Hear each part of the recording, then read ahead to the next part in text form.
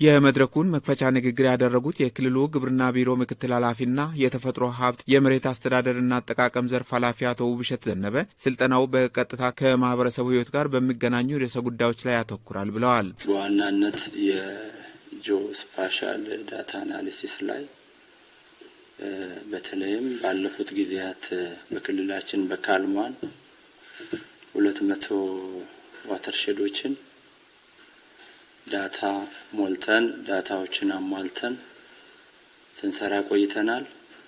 አሁን ግን የካልምቱ ዋተርሼድ ተፋሰስ ልማት ምርጫና አጠቃላይ ስራዎች ዲቴል የሆነ የጂኦስፓሻል ዳታ የሚጠይቅ በመሆኑ ይህን ስልጠና መስጠት አስፈልጓል። ለካልምቱ ዝግጅት ከዚህ ቀደም የ200 ተፋሰሶች መረጃ መመዝገቡን በመጠቆም አዳዲስ ተፋሰሶችን ለመምረጥና ለማልማት ስልጠናውን መስጠት አስፈልጓል ብለዋል።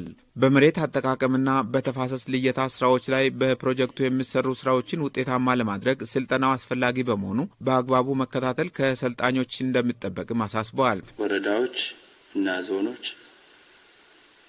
ይህን ስልጠና በንቃት እንድትከታተሉ እና በቀጣይ የካልምቱ ሽግግር ላይ ስላለን ወደ ካልምቱ ስንገባ በተሟላ መልክ ህዝባችንንም በዚህ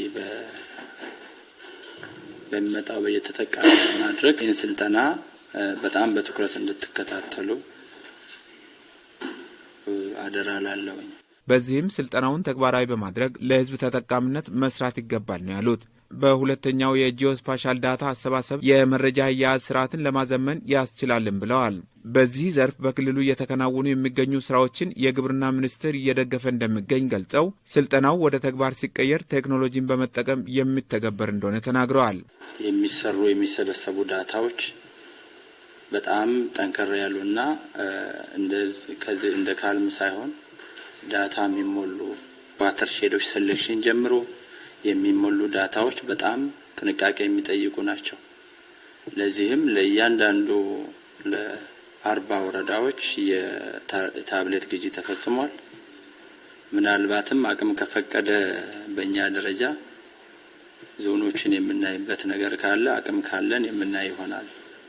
ስለዚህ የዳታ ጂኦስፓሻል ዳታ ስልጠናውን በጥንቃቄና በንቃት እንድትከታተሉ አደራ እላለሁ። ምክንያቱም ይሄ ስልጠና ያው ከህብረተሰቡ ተጠቃሚነት ጋር ቀጥታ ግንኙነት ስላለው ካልም በመሬት አያያዝና በግብርናው ዘርፍ ትኩረት አድርጎ የሚሰራ በዓለም ባንክ ድጋፍ የሚተገበር ሲሆን ግቡ የአየር ንብረት ለውጥን የሚቋቋም የተፈጥሮ ሀብት አያያዝ ስርዓትን መዘርጋት ነው። በተፋሰስ ልማት የተራቆቱ መሬቶችን መልሶ ማልማት፣ የአፈር መሸርሸርን መከላከልና የከርሰ ምድር ውሃ እንዲጨምር ማድረግ ስራዎችንም ያከናውናል። ይህም አርሶ አደሩ የተሻለ ምርት እንዲያገኝ ይረዳል። ስልጠናው ለ4 ተከታታይ ቀናት የሚካሄድ ሲሆን ከወረዳ እስከ ክልል መዋቅሮች የሚገኙ የፕሮጀክቱ አስተባባሪዎች እየተሳተፉበት ይገኛል።